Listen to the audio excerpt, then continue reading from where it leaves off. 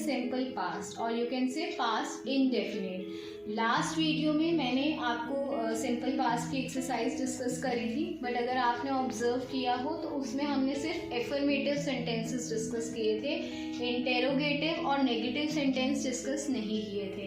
तो चलिए वीडियो को आगे बढ़ाते हैं और शुरू करते हैं सिंपल पास्ट के कुछ सेंटेंसेस के साथ। सेंटेंस नंबर 1, मेरे मित्र ने मेरी प्रतीक्षा नहीं की थी। मेरे मित्र ने मेरी प्रतीक्षा नहीं की थी। लास्ट में आ रहा है थी, मतलब कि ये पास्ट इंडेफिनिट टेंस से कन्वर्ट होगा। नहीं आ रहा है मतलब ये नेगेटिव सेंटेंस है। इफ़ यू रिमेंबर, मैंने आपको बताया था कि पास्ट इंडेफिनिट ने अपनी हेल्पिंग वर्ब डिड चूज किया है, डिड। इसमें आपको कुछ नहीं सोचना कि सब्जेक्ट क्या है, सिंगुलर है, प्लूरल है। सब्जेक्ट कुछ भी हो, यहाँ पे डिड आएगा। तो सब्जेक्ट क्या है यहाँ पे, मेरा मित्र। इसकी जल्दी से इंग्लिश ट्रांसलेट कर लेते हैं, माई फ्रेंड। आगे क्या आएगा, helping verb did. Negative sentence है तो नॉट लग जाएगा। वर्ब क्या है इसमें, प्रतीक्षा करना, तो प्रतीक्षा को क्या बोलते हैं, wait. Did not wait. Object क्या है, मेरी, तो for me. My friend did not wait for me.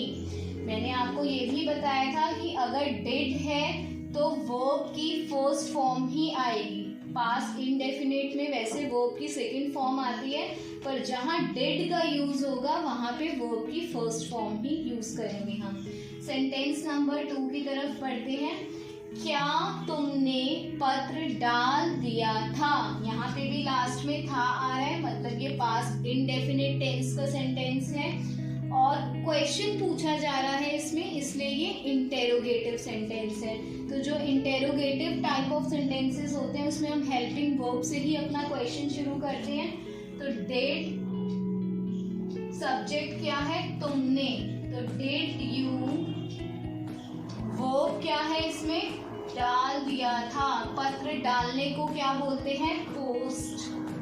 Did you post, क्या डाल दिया था, पत्र। ऑब्जेक्ट क्या है इसमें, पत्र। Did you post the letter, question mark. Next sentence number 3, मैंने पिछले वर्ष परीक्षा नहीं दी थी। यहाँ पे भी लास्ट में क्या आ रहा है, थी, मतलब ये भी क्या है, पास्ट इंडेफिनिट टेंस का सेंटेंस है। तो सब्जेक्ट ढूंढ लेते हैं। सब्जेक्ट क्या है इसमें, मैंने, मतलब आई। डिड ही आएगा। नहीं दी थी मतलब नॉट, आई डिड नॉट। अब इसमें वर्ब क्या है, देना। देने को क्या बोलते हैं, give. I did not give. क्या नहीं दी थी, परीक्षा। ऑब्जेक्ट हो गया परीक्षा, मतलब examination. I did not give examination। पिछले वर्ष का मतलब last year। सेंटेंस नंबर 4, क्या वह कल घर देर से पहुंचा था। इसमें भी लास्ट में था आ रहा है, क्वेश्चन पूछा जा रहा है, मतलब ये इंटेरोगेटिव टाइप ऑफ सेंटेंस है। इसमें सबसे पहले क्या आ जाएगा, डिड। जो इंटेरोगेटिव सेंटेंसेस होते हैं उसमें हम सबसे पहले हेल्पिंग वर्ब लगा देते हैं, डिड आ गया। सब्जेक्ट क्या है इसमें, वह, तो डिड ही। वर्ब क्या है, पहुंचना, तो रीच।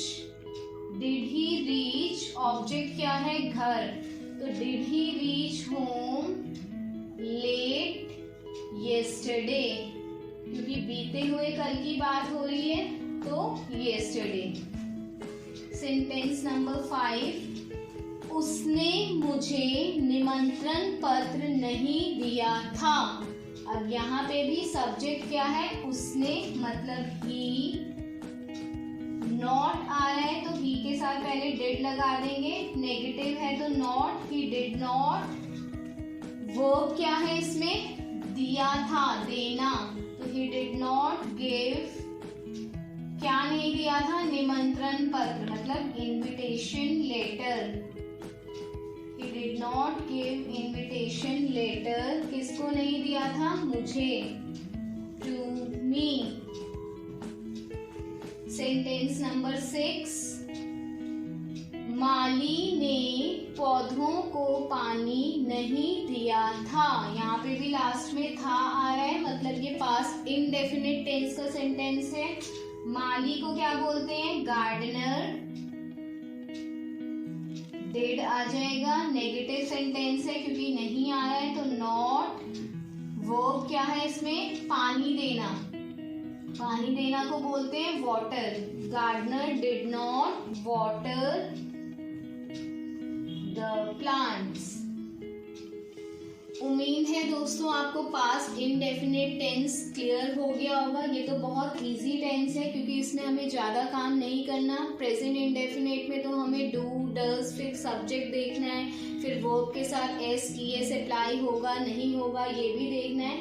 लेकिन इसमें ऐसा कुछ भी नहीं है। हेल्पिंग वर्ब हमारा एक ही है, डिड। वर्ब के साथ कोई एस और ईएस भी यूज़ नहीं करना, तो इतना कोई कंफ्यूजन नहीं है इसमें। अब आपका काम ये है कि आप थोड़े और सेंटेंस प्रैक्टिस करेंगे और कोई डाउट होगा तो आप कमेंट बॉक्स में टाइप करके अपना डाउट पूछेंगे। Thank you.